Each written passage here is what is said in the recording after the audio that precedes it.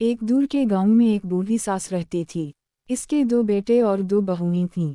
बड़ी बहू बहुत चालाक और लालची थी। छोटी बहू सीधी सादी और नेक दिल। सास के पास एक पुरानी देगची थी, लेकिन ये कोई आम देगची नहीं थी बल्कि एक जादुई देगची। सास ने बहू को बुलाकर कहा, देखो बहुओं, ये देगची हमारी खुशियों का राज है। इसमें अगर पानी डालोगे तो मज़ेदार खाना बन जाएगा। मगर याद रखो, ये देगची सिर्फ उनके लिए है जो बंक कर खाएं। जो लालच करेगा देगची इस पर अलट जाएगी। छोटी बहू बोली, जी अम्मा, हम सब के साथ मिलकर खाएंगे। लेकिन बड़ी बहू ने दिल में सोचा, अगर ये देगची सिर्फ मेरे पास हो तो मुझे कभी भूख ना लगे। ना खाना पकाने की मेहनत, ना दूसरों का ख्याल, बस मैं और मेरा मज़ा। अगले दिन दोनों बहुएं खेतों से थकी हारी वापस आईं। सास ने कहा, चलो बहुओं, देगची में खाना बनाओ ताकि सब आराम से खाएं।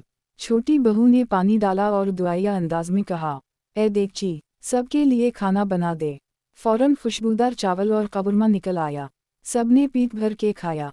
बड़ी बहू ने मुंह बनाया और दिल में कहा, हाँ, सब खा गए, मेरे लिए क्या बचा।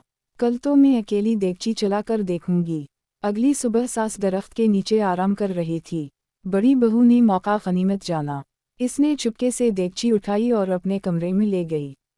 इसने कहा, ए देगची, आज बस मेरे लिए मज़ेदार खाना बना, किसी को मत देना। देगची हिलने लगी, ढक्कन उठा और अचानक खाने की बजाय काला कीचड़ और धुआं निकलना शुरू हो गया। बड़ी बहू घबरा कर चलाई, हाय, ये किया, मैंने तो कबूरमा मांगा था। देगची बोली, लालच करने वाली बहू, मेरे पास खाने का खजाना है मगर सिर्फ उनके लिए जो बंटी। खुदगर्जों के लिए मेरे अंदर सिर्फ कीचड़ है। कमरा कीचड़ से भर गया। बड़ी बहू के कपड़े और चेहरा लथपथ हो गए। शोर सुनकर सास, छोटी बहू और गांव के लोग दौड़ते हुए आए। सबने देखा तो ककाहे लगाने लगे। सास ने गुस्से और मिजाह के मिले जले अंदाज में कहा, मैंने पहले ही कहा था बहुओं, ये देगची सबके लिए है। लालच करने वाला हमेशा जलील होता है। छोटी बहू ने आगे बढ़कर देगची साफ की और कहा, चलो अम्मा, अब हम सब मिलकर खाना पकाते हैं।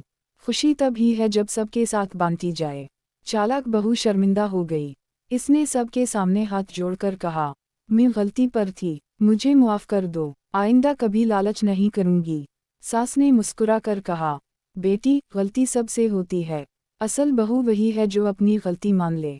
इस दिन के बाद देगची हमेशा सबके लिए खाना बनाती और गांव में हंसी खुशी रहने लगे। लालच बुरा है, खुशी और मज़ा बांटने से बढ़ता है। जो दूसरों का हक खाए, इसका हिस्सा कीचड़ ही है।